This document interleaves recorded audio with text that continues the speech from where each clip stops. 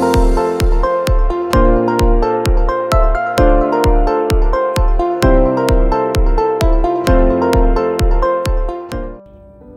guys, welcome to Big Sister. Okay guys, I'm going to do a very quick video and talk about the cycle of a narcissist. A narcissist is described as someone who basically cannot ever see when they've done anything wrong. They're very self-assured, self-entitled. They do things wrong to people and they blame you for it. They cause you to try to get you to question your reality if things really happened or not. They put up a facade of trying to be one way to other people, but then they're other way to you behind closed doors. They have their times where they're sweet and kind. They will love bomb you. They'll give you everything. They basically look at you, see the type of woman you are or the kind of man that you are. And then they morph themselves into whatever it is that they believe you want them to be. And they do enough to get you in, make you fall in love and all of that. And then they switch and they change. And they begin to cut back on the things that they used to do. And you're wanting it. And they make you feel like you could somehow get back to this place where you used to be at the beginning. But you're never going to get that. They just lead you on and then make you feel bad for your reality, for questioning how did things change, what happened. They'll deny that there've been any change and that it's all in your head. So you have this horrible relationship. It's not only limited to what I said, but that's basically the gist of it. It is someone who's very vacuous and dark. They pretend, they give you an illusion, you fall in love with that illusion, they remove the illusion, they take you on this, leading you with a carrot on a stick to maybe you get that love back, the things that you used to get, but you can't get something back that was never real to begin with. You understand? So let's say you finally break away from this individual. You've finally gone on with your life. There's a cycle that happens is they may break up with you, whether they discard you, they toss you, or you finally get sick and tired of it and you're moving on. And there's a time now you're back, you're in touch with your friends again. You're finally getting your footing and a rhythm of how you want to do things. And every time you get to a place where you are getting better, this person will come back again.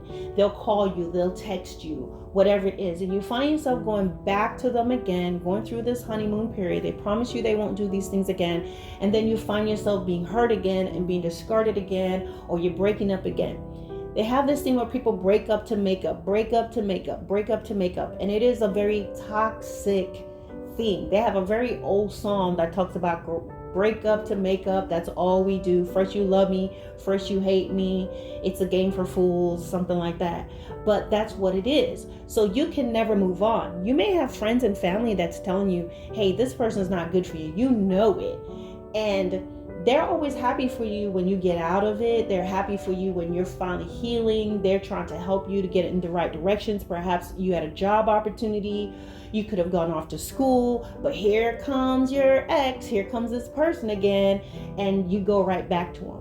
You have to understand that there is a cycle that this person have, a cycle of toxicity. And there's actually times they want to know that they can have you, but they don't love you. They don't really care about you. They just have a cycle. And so it's almost as if they need you at times, and other times they don't need you. When they have you, they don't want you. They abuse you. They mistreat you. They discard you because they don't want you around them. But then if they happen to see that you're doing well and they see that you're not calling them and you're not doing the things that you would normally be doing, begging them, they need that. That's like fuel for them. It's like food for them. So if they don't get it, they're going to initiate it. Oh, you don't miss me, or I miss you, or they'll find something to get you all entangled in them again. But you have to take care of yourself. You're not responsible for that individual. And you have to reach this point where you have to realize, you have to stop falling for the okie doke. You have to stop falling for this. You know that it's not real. You have to get past, you have to steel yourself against the tears, the sob story about their childhood, about what happened to them, where they try to blame you, where they try to make you feel bad for standing up and saying enough is enough. They'll make you feel guilty for drawing the line and saying, I'm not going to do this anymore. I'm not going to help you. I'm not responsible for that. When you draw the line, you start to report them. They will make you feel bad for those things. But stick to your plan. Stick to your plan. The thing is, it's like you read a book from cover to cover. You already know how it ends. So why do you keep going back and thinking it's going to be something different? A lot of times it's because there's a toxicity, a toxic connection. You have been damaged. So when you've been damaged, this person have you in the cycle of thinking it's normal to hurt, make up, get hurt again, hope, get discarded, get dumped, and then they'll come back and get me. You actually enable this person. So what you have to do is realize it's almost like, as I say, this toxicity is like when you catch the cooties. Once you're around a toxic person, they will do so many things. You lose focus. You don't think the way you used to think anymore. You don't reason. You don't even have the critical thinking because you don't realize you've been damaged.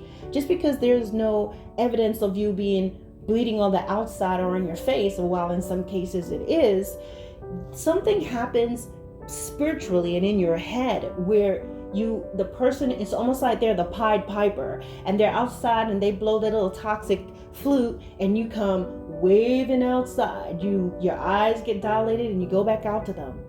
You have to fight that. You have to resist that brokenness. That thing that they've broken you, it needs to be fixed. It's really they know what buttons to push to get you back out the door and back with them. And then once they've had their fill of you, they toss you again. So sometimes you find that you can never build. Sometimes you find you miss out on opportunities. Sometimes you would have broken up beautiful relationships that you were in because this person just comes around and wants you back and you end that relationship. This person cries and you tell the contractor or whoever, oh, I'm not taking the job anymore. You won't take the opportunity because this person, but you have to understand that this person is like a toxin. And you have to figure out what is it in me that causes me to keep returning to them. You have to explore that. And that's how you do that, through getting counsel. And it's not necessarily just getting biased feedback from your friends and family who may definitely have your best interests at heart. But you sit with a counselor. If you cannot afford a counselor, go online and look up the cycle of toxic relationship, how to end abusive relationship, what you need to do. Because you cannot remain friends with someone who have abused you. How do you become friends with your abuser? You have to create distance. You have to change your number if you need to. You need to change your address. You need to move, whatever you can afford to do. If you're in a position that you can join the military and get as far away from this person as possible. Even if you don't want to stay in for 20 years, you can do a couple of years and get out. And now, because you were trained by the military, you can get a job, get a federal job. If you don't want to join the military, go on the site. It's called usajobs.gov, usa.gov jobs or something like that. There are plenty of jobs that they have, guys. You just need to register and look up and see what you can do. And you will find a job overseas that will fly you over there, get you over there. If you can't do anything like that, just create distance. There's a way that you can close the door and say absolutely not. If they keep calling you, they keep harassing you, call the police on them every single time, every time.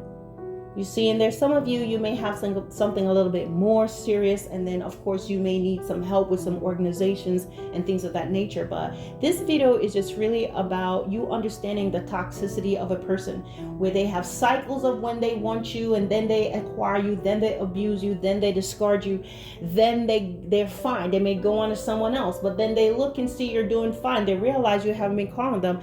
Or they feel for you again, like, do I want Chinese? I feel like Chinese today. Let me call them up. And they need their fix because they know you're going to love them. They know that you're going to adore them. And they know that they can abuse you. And they want to see fear in your eyes. This person is actually sick. And the thing that you have to realize is it is not your job to fix them. You need to be tired of the story of their sad childhood. It is not to negate their childhood. It's not to negate the reality of their pain and their experiences, but it is not fair that they now take that and use it to keep you hostage while they abuse you. In reality, they become their abusers. And what they do, they don't want to get better. They want to find somebody. They want to find a puppy to kick. And you happen to be the puppy that they want to kick.